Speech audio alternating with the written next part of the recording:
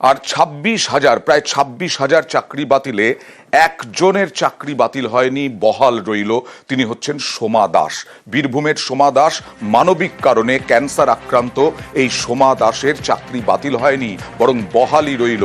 এই সোমা দাসও খুশি নন, কারণ তার সহকর্মীদের চাকরি গেছে অনেকেরই। এই রায়টা সত্যি কখনোই কাম্য ছিল না, কারণ আমাদের প্রথম থেকেই দাবি ছিল, আমি যখন আন্দোলনের সঙ্গে যুক্ত ছিলাম তখন একটাই দাবি ছিল যে আমাদের যারা যোগ্য বঞ্চিত প্রার্থী তারা যেন আমরা চাকরি আমাদের ফিরে পাই, আর শিক্ষা ব্যবস্থাটাকে দুর্নীতিমুক্ত করতে হবে, কারণ আমরা ভুক্তভোগী ছিলাম। কিন্তু এটা কখনোই চাইনি যে যারা সঠিকভাবে যোগ্যতার পরীক্ষা দিয়ে যারা চাকরি পেয়েছে তারা তাদেরও চাকরিটা চলে যাবে এবং তাদের জীবনটা বিপন্ন হয়ে যাবে, এটা কখনোই চাইনি। বিপর্যয় 26,000। জেলার স্কুলগুলো পরপর দেখাবো আপনাদের কি পরিস্থিতি। এখানে সব থেকে বেশি মুর্শিদাবাদের ভগবানগোলায়, একেবারে 26,000-এর মধ্যে সেখানে 21 জনের চাকরি গেছে। এই একটা স্কুলে কত শিক্ষক? 62 শিক্ষক, তার মধ্যে 21 জন তাদের চাকরি চলে গেল। একদিকে হাহাকার, কান্না, কি হবে ভবিষ্যৎ, আরেকদিকে এই ভগবানগোলা উচ্চ বালিকা বিদ্যালয়ে এই পড়ুয়াদের পরিস্থিতি কি হবে। কাল থেকে পরীক্ষা শুরু হওয়ার কথা, পরীক্ষা পরিচালনা নিয়েও দুশ্চিন্তা, কারণ শুধু তো শিক্ষক নন, শিক্ষা কর্মীদেরও চাকরি গেছে। কালকে কি হবে, কাল থেকে গার্ড দেবে কাকে, গার্ড দেবেন কে, এই সমস্ত নিয়ে স্কুল কর্তৃপক্ষ চিন্তায়। মোট 17 দফায় দুর্নীতির কিন্তু একটা লিস্ট বেরিয়েছিল। সেই যে দুর্নীতির লিস্ট, সেখানে কিন্তু এই যে আমাদের যে 21 জনকে দেখতে পাচ্ছেন সেখানে কারোর নাম নেই। সুতরাং যোগ্য হয়েও যদি অযোগ্যদের মতনই সেম ট্রিটমেন্ট আমাদেরকে পেতে হয়, সেটা নিশ্চয়ই মেনে নেওয়ার মতন নয়। আর বুঝতেই পারছেন আজকে আমাদের প্রত্যেকেরই মানসিক অবস্থা কিরকম। এখানে আমাদের সবার মনে এই মুহূর্তে একটা প্রশ্ন আছে, যে সেখানে কিন্তু রায়ে বলে দিচ্ছে যে যারা অযোগ্য তাদেরকে টাকাও ফেরত দিতে হচ্ছে, যারা অযোগ্য নন তাদেরকে আবার নিয়োগ প্রক্রিয়ার মাধ্যমে এগিয়ে যেতে হবে। তার মানে তো যোগ্যদের আমাদের তো টাকা ফেরত দেওয়ার কোনো ব্যাপার নেই, আমাদের নাম কোনোভাবে কোনো দুর্নীতিতে নেই। জানি না এখন আমাদের ভবিষ্যৎ কি, একটা অনিশ্চয়তার মধ্যে তো আমরা রয়েছি। এতজন যদি আমার স্কুল থেকে চলে যায়, সামনে পরীক্ষা, আগামীকাল থেকে আমাদের পরীক্ষা শুরু হওয়ার কথা, তো সেক্ষেত্রে স্কুল তো অবশ্যই ভীষণভাবে বিপর্যস্ত হবে, এখানে তো কোনো দ্বিমত নেই। আমার টোটাল হচ্ছে 62, 21 জনের চলে যাচ্ছে। আর বহরমপুরের, মুর্শিদাবাদেরই বহরমপুরের শিল্প মন্দির হাই স্কুল, সেই শিল্প মন্দির হাই স্কুলে 5 শিক্ষকের চাকরি গেছে। হাহাকার তো আছেই, চাকরি, সম্মান, অর্থ সব নিয়ে চিন্তা।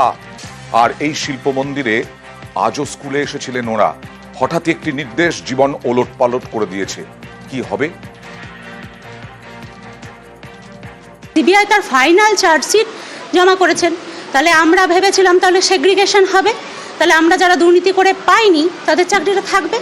আমাদের ওপর আমাদের বাচ্চারা নির্ভর করছে, গোটা ফ্যামিলির মানে আমাদের মুখের দিকে তাকিয়ে সংসারটা চলে। তাহলে এইভাবে যদি জীবন জীবিকা কেড়ে নেওয়া হয়, তাহলে সম্মান, ভাবুন তো, মানে সম্মান গেল, টাকা বন্ধ হলো, তাহলে বেঁচে থাকাই কঠিন আমাদের। আজকে 6 বছর পরে বলছে হট করে আপনার চাকরি নেই, আমরা দোষটা তাহলে কোথায় করলাম? রায়টা এমনই এসছে, যারা দুর্নীতিগ্রস্ত তারা মানে টাকা ফেরত দেবে। তার মানে তো বোঝাই যাচ্ছে কিছু লোক দুর্নীতিগ্রস্ত আছে, কিছু লোক নেই। এখানে তো সেগ্রিগেশন হয়ে যাচ্ছে। তা সত্ত্বেও তাহলে আমাদের সবার চাকরি নিয়ে টানাটানি কেন হচ্ছে?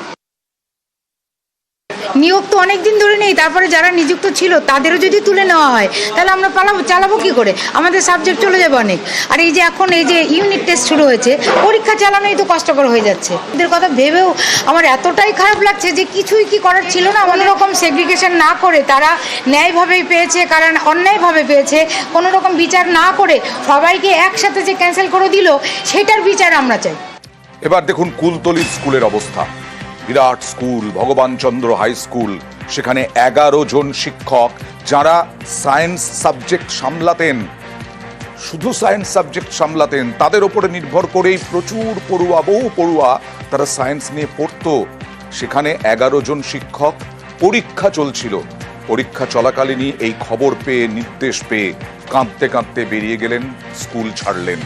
11 শিক্ষকের অধিকাংশই কুলতলির জামতলা ভগবানচন্দ্র হাই স্কুলে সায়েন্সের। আগামী দিনে স্কুলে পড়াশোনা কিভাবে হবে, প্রধান শিক্ষক উদ্বিগ্ন। মহামান্য সুপ্রিম কোর্টের রায় সম্পর্কে আমার কিছু বলার নেই, কিন্তু আমরা জানি না যে আগামী দিনে কিভাবে স্কুল চালানো সম্ভব। এই 11 জন শিক্ষক শিক্ষিকা এরা অত্যন্ত যোগ্য ছেলে মেয়ে, এরা প্রত্যেকেই খুব ভালো শিক্ষক শিক্ষিকা। তারা এতটাই দক্ষ যে তারা নিজেরাই দায়িত্ব নিয়ে উচ্চ মাধ্যমিক সায়েন্সের বিজ্ঞান বিভাগটাও ওরা চালাচ্ছিল। এখন জানি না আমরা আগামী দিনে কিভাবে বিদ্যালয় চলবে, কিভাবে বিজ্ঞান বিভাগের পড়াশোনা হবে। আর এর নাম ভেরোনিকা টুডু, চাকরিহারা গ্রুপ ডি কর্মী। চোখের জল বাঁধ মানছে না। মালদার বার্লো গার্লস হাই স্কুল অনেকেই চেনেন, এ রাজ্যে নামকরা স্কুল। দক্ষিণ দিনাজপুরের বাসিন্দা ভেরোনিকা টুডু 2018 সালে চাকরি পান, গ্রুপ ডি পদে চাকরি পান এই স্কুলে।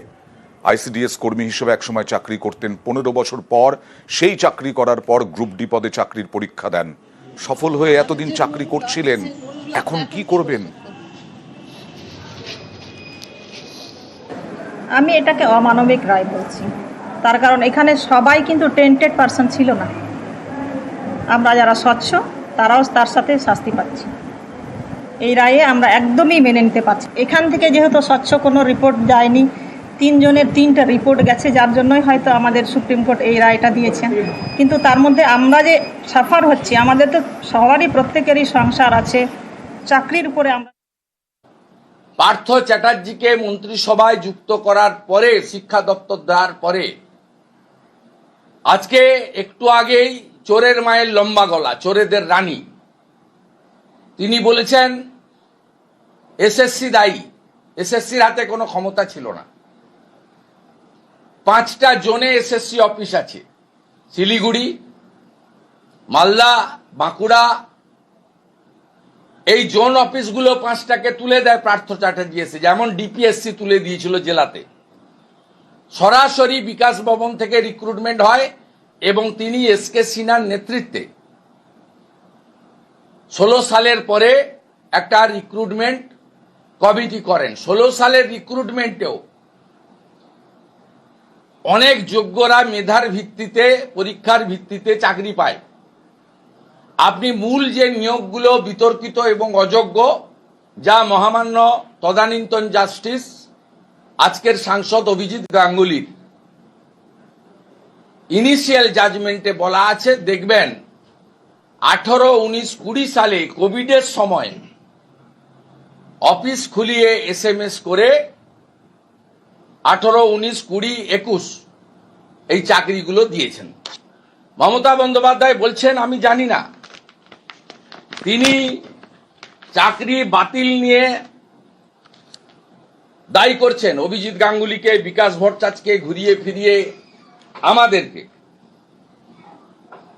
আমি আপনাকে বলি, আজকের যিনি ভারতবর্ষের উপরাষ্ট্রপতি আছেন, তদানীন্তন রাজ্যপাল, আজকে 188-এ রাজ্যপালকে নথি দেওয়া হয় না। এই রাজ্যপাল মহোদয় তেমন চুপ করে সহ্য করছেন।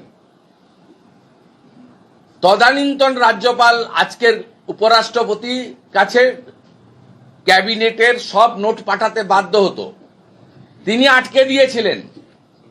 5ই মে 2022 এই ক্যাবিনেটের নোট মমতা ব্যানার্জির কাছে অভিজিৎ গাঙ্গুলি মহোদয়ের প্রাইমারি জাজমেন্টের পরে পরেশ অধিকারীর মেয়েকে চাকরি দিতে গিয়ে প্রথম ধরা পড়ে এই হিউজ করাপশন। সেখানে চেয়ার করেছে কে? সেই মিটিংয়ে চেয়ার করেছেন মমতা বন্দ্যোপাধ্যায়।